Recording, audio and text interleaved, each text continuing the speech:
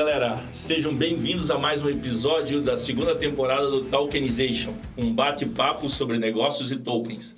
Eu sou Rodrigo de Almeida, CEO do Grupo Index e fundador da MapForest e Forest Token. E eu sou o Fernando Stricker, sócio fundador da CHLO e também co-founder da Forest Token. Fala Fernandão. Vamos lá, né, Rodrigo? Tudo jóia? Tudo bem, e você? Tudo tranquilo. A gente andou aí umas semanas bem corridas, né? Teve bastante coisa acontecendo, mas estamos de volta aí para os nossos episódios. E hoje a gente vai falar um pouquinho sobre a ideia do conceito de Security Tokens, mas mais pensando mesmo em a gente exemplificar esses conceitos aí. Só para a gente relembrar, né? A gente já falou isso um pouquinho no programa passado, mas, cara, dá uma rememora aí a nossa...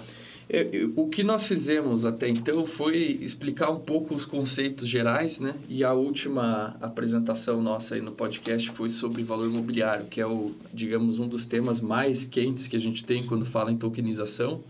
Porque se de um lado a tokenização ela te possibilita captar mundo afora e você tem possibilidade de levantar dinheiro, né?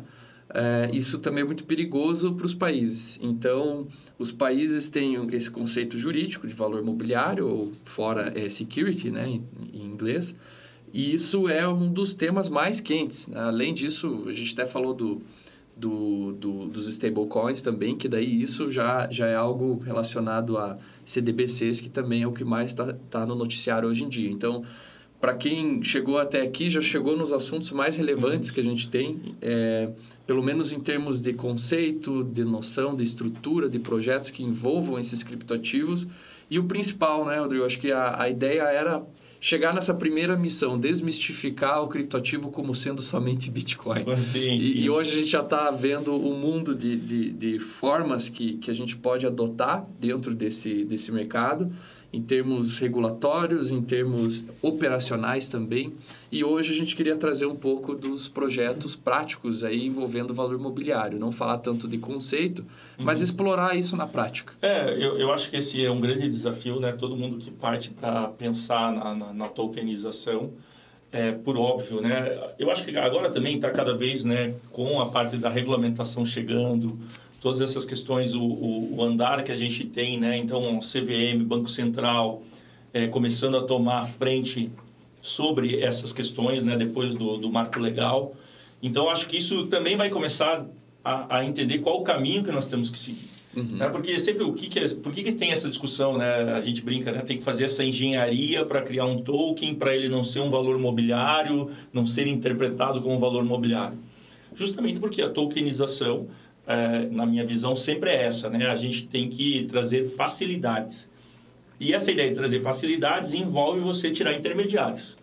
E se você cai lá no Security Token, você se complica porque você vai ter que acabar tendo seguir uma série de protocolos e muito difícil você vai conseguir minimizar custos e, às vezes, retirar essas intermediações que acontecem em todo tipo de negócio. Então, eu acho que é isso que é o principal ponto.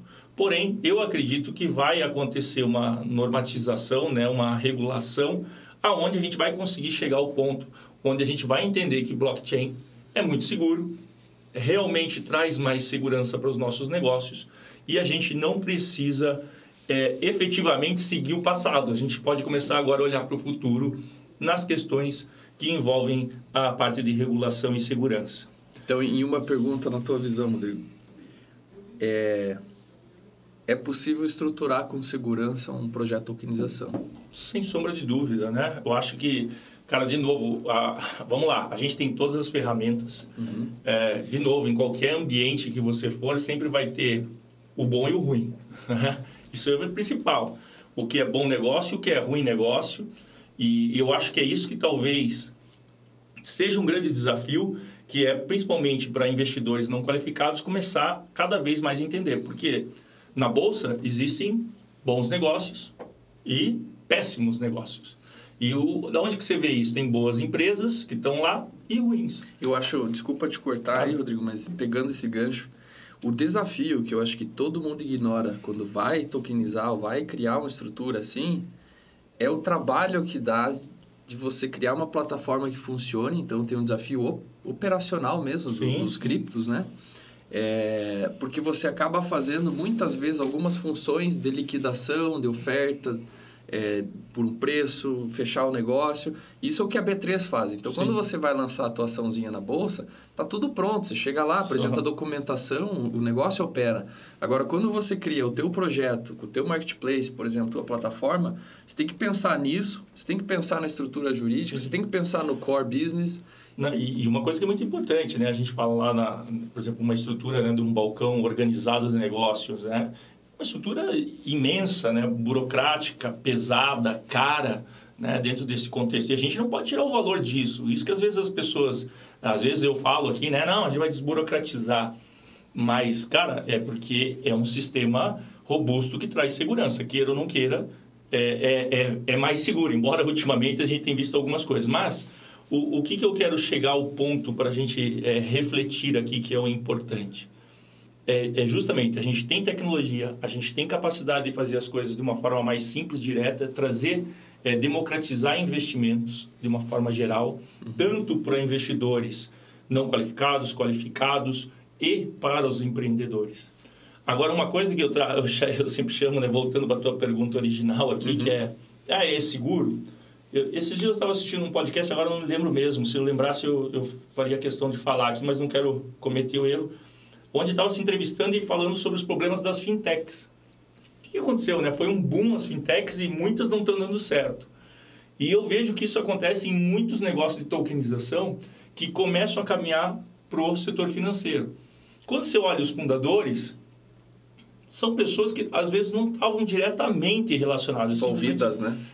Envolvidas no processo. Ou, às vezes, não, eu sou do setor, mas não estavam envolvidas lá no cerne do negócio. Então, o que eu percebo é que a tokenização, às vezes, o cara tem um bom conhecimento técnico, né? Mas não se preocupa com questões legais, porque não é a área dele. Não se preocupa com questões que são principiológicas do negócio, porque ele fala que, não, isso é uma solução. A parte econômica, né? A parte econômica financeira, né, principal do negócio. E aí, acaba se trazendo uma certa insegurança. Então, respondendo, eu acho que sim, a gente ainda tem grandes desafios, né? A gente está em um processo aí de lançamento de um token que a gente vê por todas as dificuldades todo dia, né? Eu concordo com você e até a conclusão que eu tenho é no início, lá, quando o pessoal falava em tokenização, nós vamos desburocratizar isso. Eu acho que é exatamente um dos objetivos, né? E uma das facilidades. Mas isso não significa pouco trabalho, né? Não. Desintermediar também não significa pouco trabalho. Na verdade, quando você tira um intermediário, você assume toda a função que ele tinha. Às vezes, de dar transparência de informação, coletar documentação, analisar se está tudo corretamente, né? Vamos imaginar uma securitizadora. Se você tirar uma securitizadora entre um comprador e um vendedor de um título, de um crédito, você tem um problema ali, porque ela faz toda uma due diligence de risco. E se a gente está falando sempre que for lançar token, mercado aberto, digamos assim, né?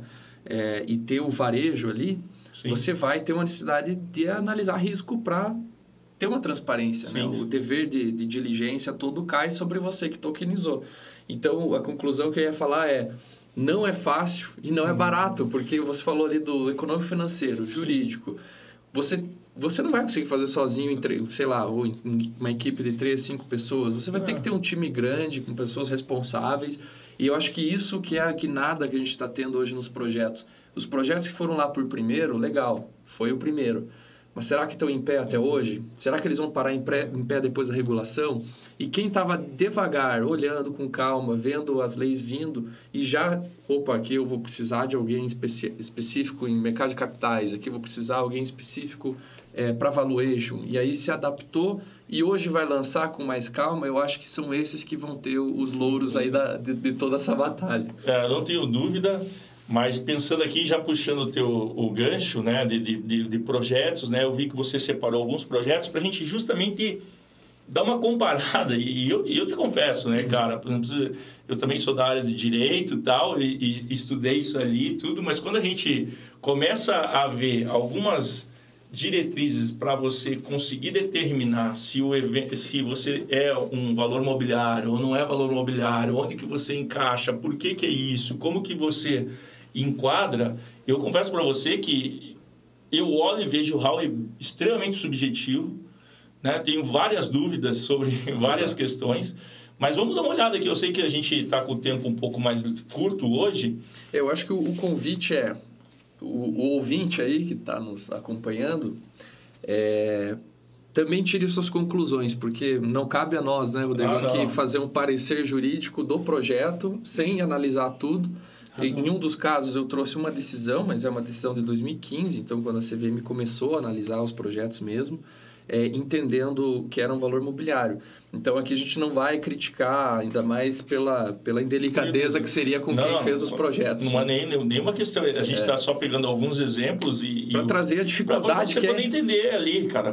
Eu acho que como uma das racional, coisas que eu fico aqui que são muito importantes, tá? Que eu acho que é a primeira dica que eu deixaria para quem está empreendendo nessa área de tokenização cara, não lance nada sem um aconselhamento jurídico e uma clara consulta à CVM, entendeu? Tipo, porque, bom, você acompanha o dia a dia, você sabe melhor do que eu, mas por quê? Porque eu te confesso, tem lá os passos, né? Nós vamos passar aqui, mas é subjetivo. Você não consegue ter uma tranquilidade. Você não vai. Então, faça a consulta, siga dentro disso, tenha um aconselhamento jurídico, invista nisso, entendeu? Eu sei que o empreendedor ali está louco para lançar o seu produto, fazer... Depois pagar, né? Depois eu vou, e daí... E é difícil conseguir parceiros, conseguir todo o conhecimento que você precisa para um lançamento, mas é muito sério, né? Exato. E nessa linha a gente trouxe, então, 3 casos. O primeiro a gente só vai comentar, que é o caso da Bomesp. O caso da Bomesp, ele é lá de 2017, 2018. Lá do início ali, né? Lá do início, assim, que a gente tinha projetos já sendo lançados com um volume até significativo no Brasil. E foi abordado pela CVM. Então, por isso que eu trouxe para nós, porque apesar de ter sido um ICO, que para quem está pegando agora o bonde andando, o ICO é oferta pública de um token, né, do criptativo, isso não foi entendido... A ideia lá com o IPO, né? Que era... Exato. É a mesma coisa que falam hoje de STO, que seria o Security Token Offering. Uhum. Mas o que eles entenderam? A CVM entendeu que não era um valor imobiliário. Esse é um case, né? Então, é um case e ponto final. A dificuldade que eu tive é de pegar a informação um pouco mais clara para um usuário do dia a dia, entender o porquê disso, né? Uhum. Basicamente, teve a oferta pública desse token e as informações que estão públicas no site e outros materiais que eu consegui ver em noticiários, enfim, é de que esse token seria uma forma de pagamento interna, então a empresa poderia utilizar esses tokens internamente para fazer pagamentos. E também, o interessante ali é que eles colocavam que era aparentemente B2B, tá? Estou resumindo aqui o que eu compreendi. E aí, você, como uma empresa, poderia entrar dentro dessa bolsa de moedas virtuais empresariais de São Paulo, que é a Bomesp, criar o seu token lá, e esse token seria de utilidade e outras empresas poderiam aceitar esse token. Então, esse é basicamente o norte que eu entendi do projeto. E o Niobium era o token da Bomesp, plataforma, exatamente. Da Bomesp, né? Então, você entraria lá, você teria que comprar o Niobium com... Aí, dentro disso aqui... Dinheiro mesmo, né? Com real, né? Era real, né? Dentro disso aqui. Isso. E aí, você compra isso daqui e aí, a partir disso, você começa a usar dentro da própria plataforma para fazer o seu token. E aí, você começa a colocar o seu token lá também, né? Que seria uma moeda, né? Aqui, pelo que eu entendo. E aí, você começa a circular aquilo... Internamente. O que eu notei, que tem aqui umas deixas, né, de compreensão que me faltam, é uma menção de que esses contratos, esses smart contracts, tornam a criptomoeda autônoma e não exigem intervenção humana, além de extremamente resistentes a ataques maliciosos e manipulação externa. Eu não sei se tem alguma nuance de smart contract dentro dessas transações ali, além do básico, né, que é ser o blockchain e tudo mais. Então, mas eu trouxe isso para nós vermos. Hoje tem lá o preço, está custando 2 centavos esse token, quem quiser comprar, e o market cap está em R$1.800.000. Não sei se está operando ou não, enfim. Mas existe esse token e hoje, nas últimas 24 horas, eu analisei que não teve nenhuma transação. O que significa um projeto desse, até para quem é leigo? Quando você vai ver um token, você busca pelo seu preço lá online, tem CoinMarketCap, tem vários sites que você pode acompanhar o preço do token, dependendo qual blockchain ele está. Você pode ver o volume de dinheiro que está envolvido ali, o market cap dele, e você pode ver se teve transações na blockchain. Sim. Então, existe essa consulta pública que acho que muita gente não sabe. Então, eu posso lá ver quanto que teve de volume de transação do Bitcoin. E aí é justamente que vem a questão da liquidez, né? E isso que vai determinando a capacidade, né? Então, isso eu acho que é muito importante, talvez, para o ouvinte que está aí nos acompanhando, a gente só fazer uma ressalva, né? Então, o Market Cap é um dos canais, né, dentro disso, mas muito importante para você acompanhar e você entender isso. Por exemplo, se comprar, você compra qualquer coisa. Agora, a questão é, você vai conseguir vender e mesmo dentro disso, você veja... E a valorização ali que começa a ficar ali regulada, porque tem o interesse da outra parte ou não. Então, em cima disso que você vai ver. Eu estava vendo aqui, você trouxe um dado que ela chegou a valer R$ 4,24. Exatamente. Olha a queda que teve. Então, nós estamos em 2 centavos. Então, assim, isso é uma das coisas que eu também, assim, tenho minha grande dificuldade de achar que a gente está pronto para esse tipo de empresa operando, entendeu? Por quê? Porque é muito difícil você entender efetivamente o que vai acontecer, o que ela vai fazer. Então, é onde a gente sempre tem que olhar com muito cuidado, assim, onde a gente vai pôr nossos recursos, como que a gente opera dentro disso daqui, né? Então, reparem muito nisso. Sempre olhe o tamanho do mercado dela, quanto que ela tem de moeda, e olhe principalmente essa questão de liquidez. O volume das transações, se tem gente comprando. Porque se você comprar, se não teve nenhuma negociação nas últimas 24 horas, quer dizer que ninguém se interessou por fazer uma aquisição. Exato.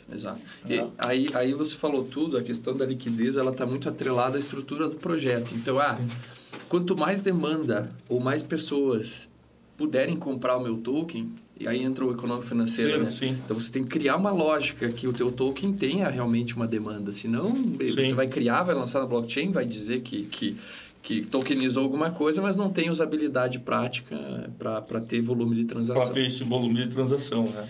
E outro caso é o do Vasco, né?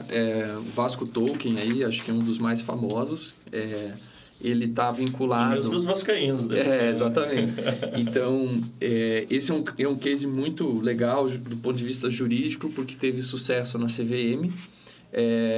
A gente conversou um pouco antes aqui, né, Rodrigo? A gente teve algumas dúvidas em relação a alguns detalhes, mas o principal que eu vejo assim é que existe como você aprovar um projeto de tokenização com aprovação da CVM e você ir a varejo. Então, essa é uma grande dúvida que eu sempre recebo. Tá, então nenhum token pode ir a varejo? Não, pode, só que depende do que você está ofertando como direito. Sim. Aqui a gente tem um lastro no direito creditório dos jogadores. Que aqui que eu acho que é importante a gente destacar, né, que é justamente onde entra, para você definir se você pode ir a varejo ou não, está muito relacionado como você vai a varejo, né? Ir a varejo, teoricamente, se você vai poder ir, desde que você se adeque, se você for um valor mobiliário. Passar pelo Howey Test. Se você não é um valor mobiliário, você está liberado, vamos dizer assim, para que você possa, então, buscar nesse varejo. Mas o ponto fundamental é o Howey Test. A gente está indo bem longe hoje, Fernando. Sim. Nós já estamos chegando no limite hoje do nosso programa. E eu não sei se não vale a pena nós retomarmos a questão com o Howey Test para a gente poder falar sobre o Howey Test mesmo. Com base nesses cases, Com base nesse case aqui, que vale sabe? A pena. Tipo, porque eu vou te falar, para mim, o caso do Vasco Token, quando eu olho, e isso de novo, pessoal, eu não sou o especialista dentro disso, longe disso, mas por isso que eu acho que era legal depois a gente ter um tempo para explicar o que é o Howey e a gente entender que, no meu ponto de vista, existe uma subjetividade muito grande. Muito grande, entendeu? Porque você vai participar, não vai participar. Então, eu acho que uma das questões, assim, eu acho que a gente podia ir meio que finalizando, falando sobre o Vasco Token, sobre essa questão, e nós guardarmos esse ponto para a gente conversar no próximo episódio nosso, porque ele vai exigir mais do que esse tempinho aqui. Eu vou deixar, então, uma dúvida na cabeça do ouvinte. Então, assim, considerando que o Vasco Token é um direito creditório, é um crédito que quem comprou o token pode ou não pode ter, depende da venda do jogador no futuro, em relação, né, se ele for negociado com outro clube ou não. Esse valor que vem é distribuído entre os token holders, quem comprou esses tokens, enquanto o jogador ainda era do Clube Vasco. Vocês entendem que isso é uma forma de investimento ou vocês entendem que isso é uma forma de aposta naquele jogador? E vocês entendem que isso é uma coletividade investindo para apoiar o clube ou o jogador? Porque são essas perguntas que a gente vai abordar nos próximos capítulos. Eu acho que é importante você entender. Quando você comprar, se você comprasse esse token, né, que é um token que tem lá, que está atrelado ao Clube Vasco e a um jogador específico, certo? Se você compra isso, você compraria isso pensando no investimento de ganhar lá na frente, ou você estaria pensando em simplesmente apoiar o seu clube a criar e ter uma base forte? Porque indiferente, eu acho que é isso que talvez seja uma das ideias, é que indiferente se o jogador que você está apoiando vai dar resultado ou não, você está apoiando aquela base a ser formada, que são um conjunto de jogadores. Eu acho que até uma coisa bem legal, que se tiver alguém do Vasco Token nos ouvindo, talvez fale, porra, eles não entenderam nada. Mas é basicamente o seguinte, para a gente conseguir discutir isso, a gente vai ter que trazer aqui o mecanismo de solidariedade, porque ele é um pouco complexo. Quando o jogador já não está no Vasco, mas é negociado lá, sei lá, no Real Madrid com outro clube, ainda assim o Vasco tem um crédito. Sim. Então, esse crédito, esse direito creditório que a gente está falando nesse token, talvez confunda as pessoas e com certeza todo mundo vai ter como premissa assim, de interpretação o caso das paneletas que a gente também vai trazer, que foi um caso clássico de você tem direito econômico na distribuição de lucros desse jogador quando a gente receber. Então, no caso do Vasco Token, quando negocia lá na terceira, quarta vez, o Vasco, por ter desenvolvido na base, ele ainda vai ter lá uns créditos. Exatamente. Então, isso vai vindo dinheiro para o Vasco não pode influenciar, ele não está mais o jogador. Então, assim, esse case é legal a gente discutir para provar. E essa questão da solidariedade é importante, tá? Porque todos os times que ele passou até 23 anos, né? Que daí é distribuído um percentual. Exato. Que você trouxe aqui, 5%. Vamos trazer alguém que entende. Eu tenho um advogado que trabalha só com clube.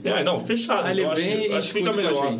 Eu acho que a gente pode fazer o seguinte, cara. O próximo programa a gente fala sobre Howey Test. Legal. E o próximo programa a gente vamos nos empenhar para trazer, para a gente usar um cara que ele faz o investimento na base. E vai explicar isso para nós. Aqui de Curitiba e, com certeza ele vai vir falar com a gente. Não, vai ser fantástico então, cara. Bacana.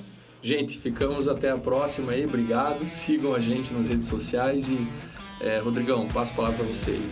Não, tá feito já. Tá feito. Valeu, gente. Valeu, galera. Abraço, cara. Até mais. Tchau, tchau.